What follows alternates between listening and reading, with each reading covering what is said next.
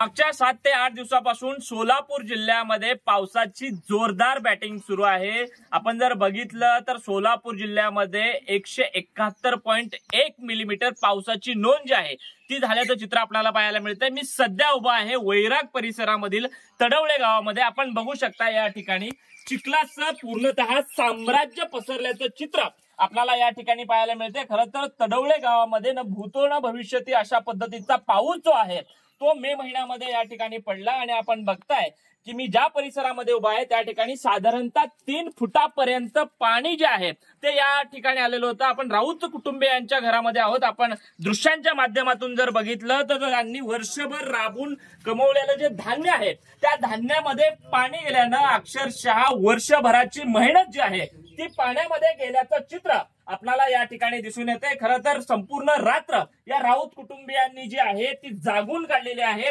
खरं तर गुडघाभर पाण्यामध्ये पूर्ण जी रात्र आहे ती यांनी जागून काढलेली आपण बघू शकता। या ठिकाणी राऊत कुटुंबियातील प्रमुख आहेत। काका काय सांगाल, खरं तर जो तुम्ही चहा पिताय तो सुद्धा बाहेरून मागवून पित आहात, तुमच्या चुलीमध्ये अक्षरशः पाणी गेलेलं आहे, हातामधलं अन्न जे आहे ते पाण्यामध्ये मिसळून गेलेलं आहे, काय भावना आहेत? रात्री कशी परिस्थिती होती, कशी निवडली परिस्थिती?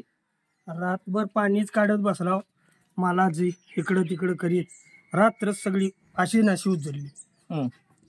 हे चहा बी दुसरे द्यायला आता सालभर केलेले कष्ट सगळं वाया गेले, काही राहिलेलं नाही। गॅस, फ्रीज, गहू, ज्वारी, मका सगळं गेलेलं, काही राहिले नाही।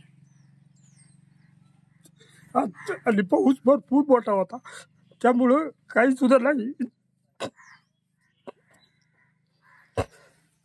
नक्कीच हा शेतकऱ्याचा हुंदका आहे।